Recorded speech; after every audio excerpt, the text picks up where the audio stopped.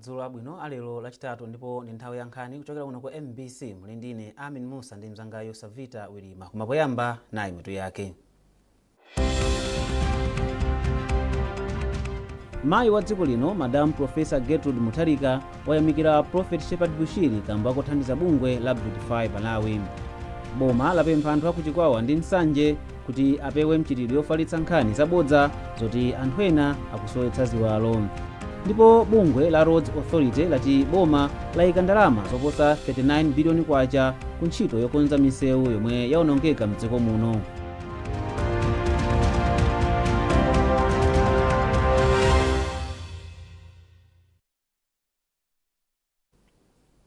Mayi wa dziko lino Madam Professor Gertrude Mutharika wati ndiwokondwa kuti Prophet Shepherd Bushiri wa Enlightened Christian Gathering ECG wakwaniritsa lonjezo lake la thandizo ku bungwe la Beautify Malawi Beam Trust.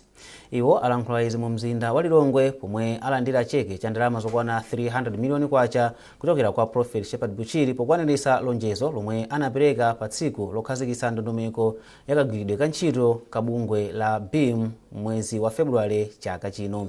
Tili zambiri mu ripoti ili. Polankhula m'malo mwa mayi wa dziko lino wapampando wa bungwe la Beam Trust Dingiswayo Jere wati Madam Professor Gertrude Mutharika ndodzipereka kupititsa patsogolo ntchito za umoyo. Iwo ati n'chifukwa chake bungwe la Beam latsogoza ntchito za ukhondo pa ntchito yolimbikitsa umoyo wabwino m'madera. Ndinene kuti tsiku la lero ndi tsiku la chimwemwe kwambiri ku Beautify Malawi. Makamaka chifukwa cha zinthu ziwiri. Choyambirira ndoti ntchito yathu ngati Beautify Malawi ili ndi thandizo lotikhozabe kuthamanga mwachangu komanso kufikira madera ena amene mwina tikanatha kuperewera kufikira chifukwa choti mwina panalibe chuma. Komanso chachiwiri tikuyamika kuti kuli anthu amene amatha kukwaniritsa malonjezano awo. Lero litaona Prophet and Prophetess Bushiri akukwaniritsa lonjezano lawo kubwera kudzapereka ndalama ya 300 miliyoni imene analonjeza pa 27 February mene tinkakhazikitsa mlozo wathu ngati Beautify Malawi. So chifukwa cha ichi ife tikuthokoza kwambiri kuti pali anthu woti akalonjeza amakwaniritsa. Mene tikuyamikira ndi chimwemwe kuti Prophet and Prophetess akwaniritsa lonjezano lawo. Tingotengaponso mwayi kupempha kapena kulimbikitsa kukumbutsa kwa iwo anthu amene anatha kulonjeza pa tsiku limene tikakhazikitsa masomphenya athu kunena kuti mutakhudzika pa nthawi imeneyoyo ndi bwino kuti tikakwaniritse kuwafikira anthu amene munafunitsitsa kuti ife ngati Beautify Malawi tithe kukafika chifukwa cha thandizo lanu. Mawu ake Prophet Bushiri wati banja lawo limakhudzidwa ndi ntchito zomwe bungwe la Beam limagwira mdziko muno n'chifukwa chake lapereka thandizoli kuti anthu ambiri mdziko muno athandizike. Choyambirira nchakuti ife tinali konkuno tinabwera kusapangana wa attend project akapena dinner imene inapangidwa ndi Beautify Malawi yo kumema anthu kuti apange nawo support zimene Beautify Malawi imene ili project yaikulu kwambiri yosogozedwa ndi First Lady athu wa dziko lino la Malawi Madam Gertrude Mutharika. Kumeneko kunali zoonesa zambirimbiri makanema mwa izo kunali kuonesa mene project imene yakhunzira anthu madera osiyanasiyana. Akazanga ndi titaona zimenezo tinakhuzidwa kwambiri kuti project imene ngati uli ma project ofunika kupanga support ndiye Beautify Malawi. Ndi chifukwa chake akazanga ndine tinatengapo gawo kuti iyayi ntchito bwino ngati imene tithandizirepo ndi 300 miliyoni kwacha. Chifukwa chake lero lino tabwera pano kuti pledge inapanga ija ikwaniritsidwe. Muchichewa muli mawu amati mutu umodzi susizadenga. Thandizoli lakwaniritsa lonjezo lomwe Prophet Bushiri analonjeza ngati njira imodzi yofuna kukweza ntchito za ukhondo. Ndondomeko yagwidwe ka ntchito ka bungwe la Beam ya 2026 mpaka 2030 inakhazikitsidwa pa 27 February chaka chino ndipo imalunjika pa ntchito za ukhondo, umoyo komanso maphunziro. Mwayi mtumodzi MBC Lilongwe. Nduna ya maboma ang'ono Ben Phiri yalimbikitsa anthu okhala maboma achikwawa ndi nsanje kuti apewe mchitidwe yofalitsa nkhani zabodza zoti anthu ena akusowetsedwa ziwalo. Iwo anena izi kuchikwawa pa ulendo ophunzitsa anthu mabomawa kuti aleke mchitidwewu komanso kutengera lamulo m'manja mwawo. Tili ndi ripoti ili la Themba Mwale. Ndunayi inayamba ndi kuyankhula kwa anthu omwe anasonkhana pa Bereya, Mchalo ndi misewu folo isanapite kwa Ngabu komwe inakumana ndi akuluakulu amakhonsolo achikwawa ndi nsanje. Mawu ake Phiri anati boma la President Peter Mutharika ndilodzipereka kuonetsetsa kuti nzika iliyonse ndiyotetezeka. Ndunayi inachenjeza mafumu kuti asayikire kumbuyo aliyense wolakwa ponena kuti aliyense wotero adzalandira chilango. Iye anapereka chitsanzo cha mfumu Moses yochokera mdera la mfumu yayikulu Mbenje ku Nsanje yomwe yayimitsidwa pa udindo wake kamba kokolezera mchitidwe onyozera ndi kugenda apolisi pomwe amagwira ntchito yawo m'mudzi mwake. Malamulo a mafumu kudzera mu gawo 22 subsection 7 amanena ntchito za mafumu. Imodzi mwa ntchito zawo ndi wakuti kukhale mtendere ku dera lawo. Komanso section 11 imakamba kuti president angathe kuchotsa mfumu ngati mfumuyo sikukwaniritsa zimene zikuwapatsa mphamvu zimene tachula kumtunda. Ndiye ngati mfumu kudera kwake kulibe bata ndiye kuti pamenepo zinthu zasokonekera ameneyo sakuyenera kukhala mfumu chifukwa anthu am'mudzi amamvera mfumuyo. Mwachitsanzo kuno kuli mfumu ina imene ndi anthu ake anagwirizana kuti ayambe kugenda apolisi pamene anabwera kudzatenga anthu amene anachita ziwawazi. Ndiye awo tanoti ayambe ayima apresident aone kuti malamulo amati chani, ofufuza afufuze kuti kodi analakwa kapena sanalakwe, akapezeka olakwa akhala chitsanzo kwa mafumu ena kuti kusunga zigawenga kudera si chinthu chabwino. Ndipo kuyambira pano sitikusekereranso ife chimene tikufuna nchoti Malawi ina aliyense adzikhala mopanda mantha kuno Malawi. Ndipo m'mawu ake mmodzi mwa achiwiri kwa mkulu wa polisi mdziko muno Noah Kaira wati aliyense yemwe ayambitse mphekesera yoti ziwalo zake zasowa amangidwa ndi kuyimbidwa mlandu. Ndipo mfumu yayikulu Ngabu ya mboma la Chikwawa yatsutsa zoti anthu mbomali akusowetsedwa ziwalo. Chodziwika nchakuti zinali mphekesera chabe zene anthu ena amitu yosagwira amafuna kuchitira nkhanza anthu awo zinthu zongopeka palibe amene wadaula kuti maliseche yake achokapo ndikumuunika nkupeza kuti achokadi ndisabodza. Ndiye tifuna panopo kutsutsa kwa thunthu kuti zinali nkhamba kamwa ndipo ndi mchitidwe umene tikhoza kunena kuti wachilendo, mchitidwe wochititsa manyazi, mchitidwe wopatsa mantha. Andi ngati anthu akuchite vale Chikwawa ndi Nsanje tili okuzidwa kwambiri komanso ochita manyazi chifukwa choti ativula mbiri imene si mbiri yathu. Ndiye tikupanga kondemu kuti zimene sizichitika, koma chosangalatsa nchakuti motsogoleredwa ndi anthu onse amene anabwera kutithandiza kuyankhula lero tonse tagwirizana kudzera mwa anthu kuti mchitidwe umenewo simumvanso suchitika. Ndipo ngati apezeke anthu ena panga ataki anthu kapena panga fabricate rumors ngati amenewo, anthu amene tithana nawo. Anthu 83 ndiwo amangidwa kufikira lero ndipo 60 iwo akusungidwa mchitokosi kamba kuganiziridwa kuti anatengapo gawo pakupha anthu asanu ndi awiri omwe amawaganizira kuti amasowetsa ziwalo za anthu. Kufikira lero palibe umboni uliwonse wa munthu yemwe ziwalo zake zasowetsedwadi. Temba Mwale, MBC News, Chikwawa. Bungwe la zipembedzo la Interfaith Forum for Peace, Justice and Dialogue layamikira President Professor Arthur Peter Mutharika komanso mabungwe achitetezo chifukwa chochitapo kanthu mwamsanga pa zachiwawa chomwe zikuchitika m'maboma a Chikwawa ndi Nsanje. Mlembi wamkulu wa bungweli Mbusa Damson Mchenga wanena izi potsatira kumangidwa kwa anthu omwe akuwaganizira kuti apha anthu asanu ndi awiri ponena kuti amasowetsa ziwalo za anthu.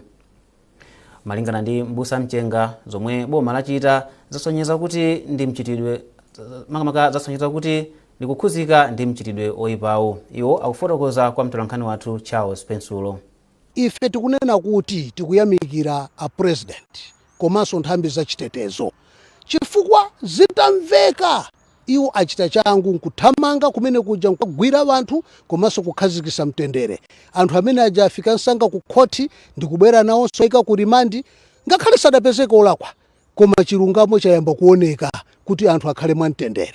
Zimenezo zapangisaso dera ena a dziko lino kuti anthu ayambe kukondwera kukhala mwa ufulu chifukwa tindali ndi mantha kuti kodi zikachoka ku Nsanje zilowe kuti. Ifetu tikupempha Malawi onse atsiye mchitidwe wongoganizirana kupeka nkhani zopanda umboni zinthu zimene zikhoza kubweretsa mavuto pa wina aliyense. Ndipo monga bungwe limene timanena kuti tizikhalirana mwamtendere, tikuna kuti ngati pali wina mwamganizira, kachiteni ripoti ku polisi, osakhala mutenge malamulo mwa inu nokha, chifukwa moyo wina uliwonse ndi wofunikira kwambiri pa malamulo a dziko lino. Boma lati ntchito za Digital Malawi Acceleration Project zikuthandiza kuti anthu kuphatikizapo madera akumidzi azigwiritsa ntchito internet mosavuta. Nduna yazofalitsa nkhani a Shadrack Namalomba ndiyo yanena izi pamapeto pa kuyendera momwe ntchitoyi ikusinthira miyoyo ya anthu mu mzinda wa Blantyre. Chisomo Break wafika ndi zambiri mu ripoti ili. Cholinga cha ntchito ya Digital Malawi Acceleration Project DMAP yomwe ndi ndalama zoposa $150 million ndikufuna kukuza chiwerengero cha malo omwe anthu akhoza kupezako intaneti yaulere, ndipo ikufikira sukulu za boma zoposa 2000 komanso malo omwe anthu amakapezako zinthu zosiyanasiyana oposa 500. Poyankhula idayendera ena mwa malo omwe ali ndi intaneti yaulere monga msika wa Blantyre ndi Blantyre Library, ndunayi inati ndiyokondwa kuti anthu tsopano ali ndi kuthekera kotukula ntchito zawo za malonda komanso kupeza uthenga ofunika monga kumaphunziro ndi zina. Timeneyi ndi masomphenya akufesa kapita mutali kuti tikafikira Malawi wonse pasanafike tikamati chama 2030 80% amalawi tafikira ikuchita zinthu zabwino, ikutionetsera zinthu zabwino, ndipo ifeyo tikuthokoza World Bank amene akutithandizira ndi ndalama zimenezi. Inali ndi project ya $150 million panopa tikugwiritsa $70 million. Sikungofikira ngati malo ngati kwaphunzitsa nyamatawo kapena kumene tinapita ku library kuja kumene tingotisanso kodi kujeni njira za makono zimenezi kapena kunsika ku Blantyre market kuja kumene tikupereka kwa anthu mavenda kapena amene akudzagula zinthu kapena ku airport kumene anthu akufika pa airport akafika nthawi yomwe ayambe kukhala ndi njira za makono tikuthandizanso mu primary school, mu secondary school, komanso njira zosiyanasiyana kumudzi kuja kaya makoso kaya ndi kuchipatala kaya ndi ku polisi tikuyika njira zimene za makonozi. Cholinga chake ndi chakuti tidzithana kukumanizana bwinobwino, uthenga usamavute. Mu mzinda wa Blantyre, ndondomeko ya DMAP ikuthandiza kuti intaneti yaulere izipezeka ku msika wa Blantyre ndi malo ena zomwe zikupititsa patsogolo ntchito za malonda. Malinga ndi a Steve Majawa, mmodzi mwa akuluakulu oyang'anira msika wa Blantyre, ntchito za malonda ku msikawu zikupita patsogolo ndipo chiwerengero cha ogula chikukwera chifukwa cha intaneti yaulere. Ngati kwa anthu amene timapanga business garden tili ndi mwayo kuti timatopanga post ma social media malonda amene tili nawo ndi zimatithandizira kuti tizipeza makastomala komanso anthu okuti ndi makastomala bweza gula katundu amadziwa kuti kuli wifi yaulere ndi akamayuza muja amatokhala kanthawi akuyuza. The more akuyuza wifi ija amathaso kumagula tina msika. Ndipo imodzi mwa kampani zomwe zikupindula ndi ndondomeko za DMAP ndi ya Redback Stock, ndipo a Cuthbert Magawa ndi mmodzi mwa akuluakulu ku kampaniyi. Tinkayamba inainga dzina chaka 22 komano 2023 tirakhala ngati tatengera kuti tikhale mmodzi mwa mahabu amene akuyenera kuyendetsa project imene ma training ndi zina ifeyo tinayiyambi cha kampani. Ndipo pachoka pamene project ithandize ifeyo kupanga za ma systems, kumapanga ma system kwa makampani ena monga china ICAM, kupanga ubale ndi china ichengo, kupanga ma systems ena ndiye ifeyo timakhala kuthokoza kuti project imene inayambitsa pamusi pano pafika nayo patali. Ntchito za ndondomeko ya DMAP zinayamba mchaka 2019 ndipo bungwe la boma la Public Private Partnership Commission PPC ndiyomwe ikuyang'anira ntchitoyi mogwirizana ndi unduna wazofalitsa nkhani. Chisomo Break, MBC, Blantyre. Dziko la Malawi mawa likhala likukumbukira tsiku lomwe mtsogoleri wakale wa dziko lino Dr. Hastings Kamuzu Banda anabadwa. Dr. Banda anabadwa mchaka cha 1906 ndipo anamwalira mchaka cha 1997. Iye analamulira dziko la Malawi kuyambira mchaka cha 1964 mpaka mchaka cha 1996. Mwazina Dr. Hastings Kamuzu Banda amakumbukiridwa kamba ka ntchito yake pokhazikitsa maziko a chuma cha dziko lino. Kumbukirani kuti mukuonera nkhanizi kuchokera kuno ku MBC ndipo tiyeni tionenso mitu yake. Mayi wa dziko lino Madam Professor Gertrude Mutharika wayamikira Prophet Shepard Bushiri kamba kothandiza bungwe la Beautify Malawi. Boma lapempha kuchikwawa ndi nsanje kuti apewe mchitidwe yofalitsa nkhani zabodza kuti anthu ena akusowetsa ziwalo. Ndipo bungwe la Roads Authority ti boma layika ndalama zoposa 39 biliyoni kwacha ku ntchito yokonza misewu yomwe yanongeka mdziko muno.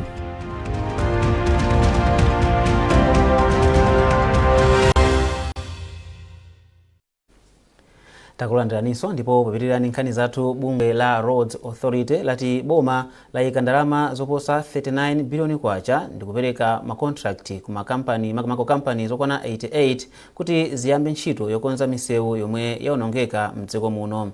Ogwirizira udindo wa mkulu wa bungwe la Roads Authority a Joel Longwe anena izi ku nyumba ya malamulo komwe anakaonekera ku komiti yoona zakagwiridwe ka ntchito nthambi za boma. Konsolo ya mboma la Blantyre yatsindika kufunika kwa kusintha kaganizidwe pa zalamulo la malo amakolo lomwe linakhazikitsidwa mdziko muno mchaka cha 2022.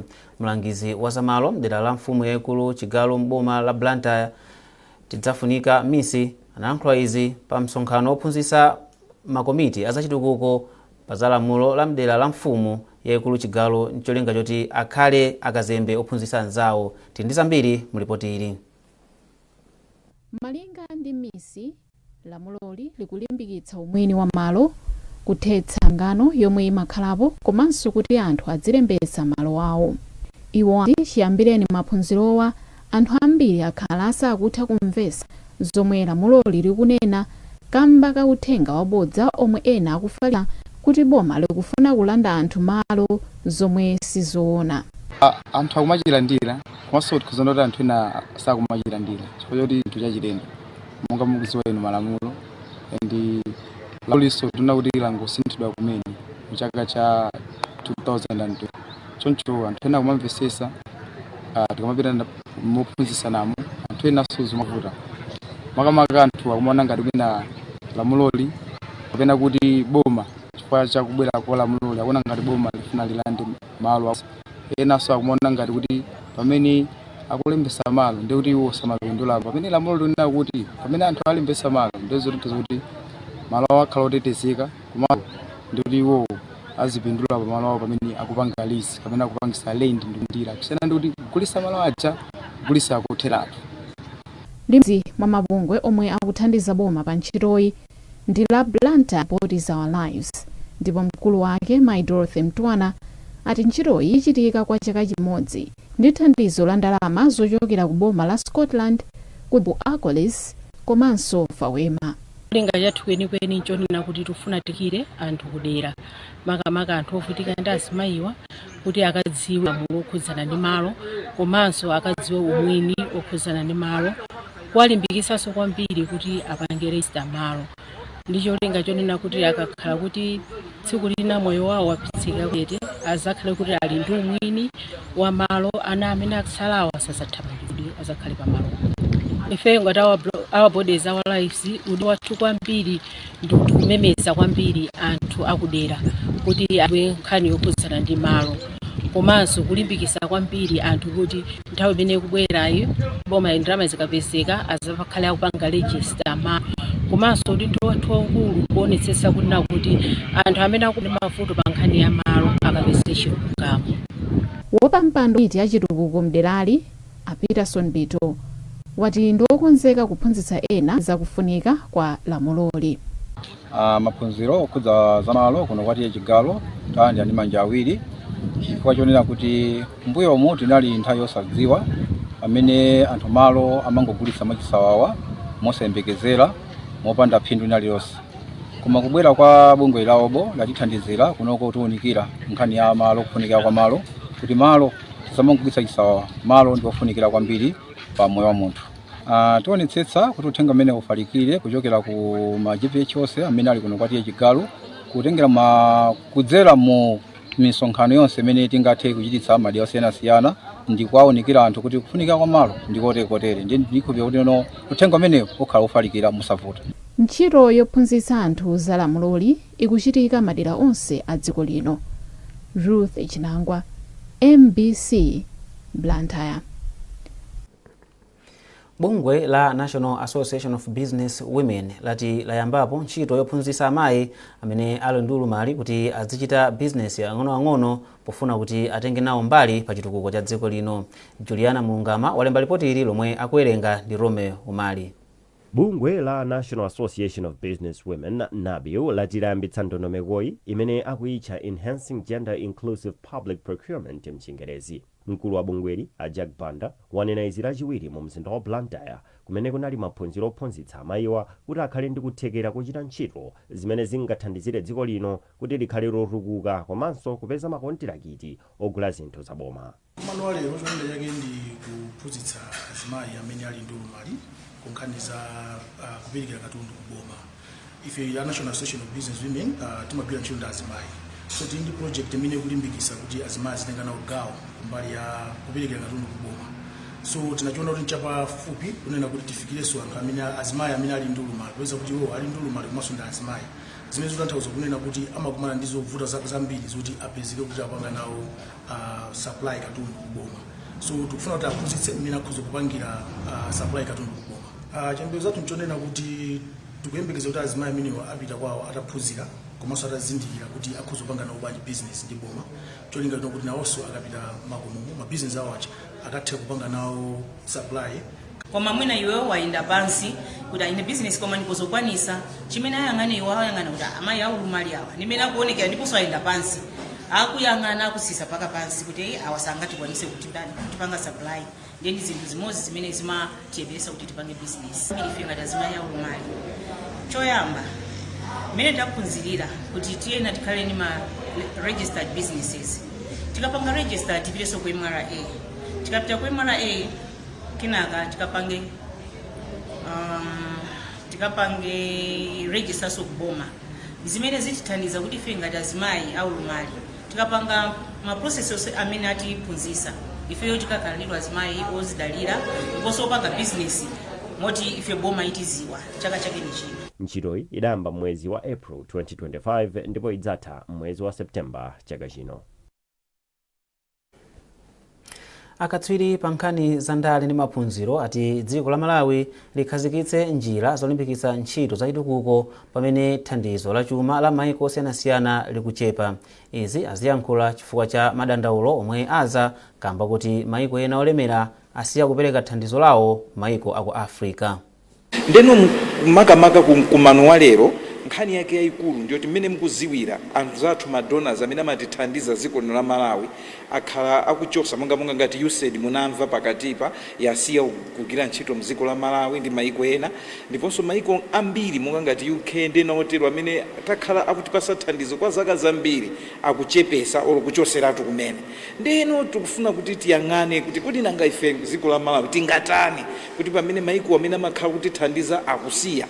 Nga waukulu umene ndimapereka kwa anthu amene akuchita participate mu kukambirana ukuku ndi wakuti chonde tiyeni timasuke tiyeni tigawane nzeru. Muli anthu ambiri wochokera madera osiyanasiyana mabungwe osiyanasiyana tigawane nzeru kuti kodi ngati ziko tingatukuke bwanji popanda kudalira thandizo choka ku mabungwe ena akunja. Komanso mabungwe ena akunja akamatithandiza chithandizo chawo chingamakhale bwanji chingamayankhulane bwanji ndi khumbo zofuna za ifa Malawi. Ndipo munkhani za masewero bungwe loyendetsa masewero a darts mdziko muno la Darts Association of Malawi lapempha amayi ochuluka kuti azichita nawo masewerowa. Mmodzi mwa akuluakulu a bungweli mayi Anastasia Bonoman auza MBC kuti ali pa ntchito yokonza mbiri ya masewerowa poti amayi ena amaona ngati masewerowa amachitika m'malo omwera muwaokha. Darts kumbali ya mayi pakadali pano tikuyeserabe tikupitabe chitsogolo koma sitinafike penipeni. Chifukwa be ndi game medu kuona kuti azimayi ambiri akufunikirako sitima balance yayi chifukwa ngakhale matimu amene tinawo ambiri ndo kuti amene ali monda azibambo. So tikufuna azimayi ambiri kuti abuza sewera madatsi. Ndi nkhani imeneyo tamaliza nkhani zathu madzulo ano koma tisanasiyane na inso mitu yake. Mayi wa dziko lino Madam Professor Gertrude Mutharika wayamikira Prophet Shepherd Bushiri kamba kothandiza bungwe la Beautify Malawi. Boma lapempha anthu akuchikwawa ndi nsanje kuti apewe mchitidwe yofalitsa nkhani zabodza zoti anthu ena akusowetsa ziwalo. Ndipo bungwe la Roads Authority lati boma layika ndalama zoposa 39 biliyoni kwacha ku ntchito yokonza misewu yomwe yaonongeka mdziko muno. Kumbukirani kuti mutha kupeza nkhanizi popita pa mbc.mw kapena pa MBC Digital pa Facebook, Instagram komanso X. Munali ndine Amin Musa ndi nzangayo Savita Wirima, tikufunirani madzulo opambana.